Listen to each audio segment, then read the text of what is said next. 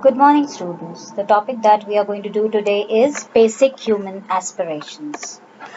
What are the basic human aspirations? First, it is the human beings want happiness that leads to mutual fulfillment and prosperity that should be mutual prosperity. Happiness is ensured when the relationships with other human beings is good, and prosperity is ensured when we work on physical facilities. And another very important thing is right understanding. It is one of the higher order human skills, and we need to learn and utilize our intelligence in the most effective manner. Good relationships, they are interpersonal relationships that people build in their life, at home, at workplace, or in the society. Physical facilities are the physiological needs that we all individuals have, and they indicate all the necessities as well as the luxuries and comforts in life. It means the feeling of having or being able to have more physical facilities than those that are. Now, happiness is defined as being in harmony in a state or a situation that I live in. If that state or situation in which I live is a state of liking, it is happiness. It may be described as various positive emotions and positive activities. And three kinds of happiness may be there: pleasure, engagement, and meaning. So, freedom from any kind of wants and distress, consciousness of good order, assurance of the place in the universe or the society, and the inner peace that we have, that gives rise to happiness, which is a state of mind. Prosperity is the feeling of having or making available more than the required facilities that we have. If we are able to do that, we feel prosperous. All of us feel that wealth alone means prosperity, but that is not the truth. We are all trying to achieve happiness and prosperity by maximizing accumulation. That is, by accumulating and consuming as many physical facilities as we can. So it is becoming anti-ecological or anti-people. So two things are required for prosperity. First, we have to identify the required quantity of physical facilities, and then we have to ensure the availability or production of more than the required physical facilities. So we can be prosperous only if there is a limit to the need of our physical facilities, and if there is no limit, then we cannot be assured about prosperity. And just assessing the need is not enough. We need to be able to produce or make those things that we produce available. Then, now let's see what is the difference between wealth and prosperity. Prosperity is the feeling of having more than required facilities, but almost all of us, feel that wealth alone is prosperity. But wealth is the physical thing out of it. It means having money or having a lot of physical facilities or both. So this is the most important distinction. We mostly fail to make this distinction today. We keep working for wealth. We don't realize the basic desire that we have for the feeling of prosperity. To have a feeling of having enough is prosperity. And prosperity is acceptable to us because wealth is just a part of prosperity. We are trying to achieve happiness and prosperity by accumulating all physical facilities. But when we do it, we become anti-ecological and anti-people, and we threaten the human survival.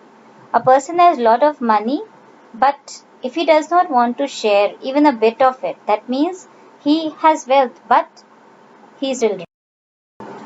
There are various categories of people living in this world.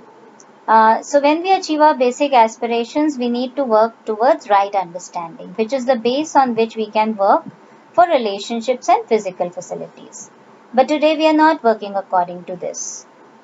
So let's see what are the different types of people in this world today. SVDD, that is Sadhan Vihin Dukhi Daritr, people who are materially deficient, they don't have any physical facilities and they feel unhappy and deprived. So these people are unhappy people, poor people.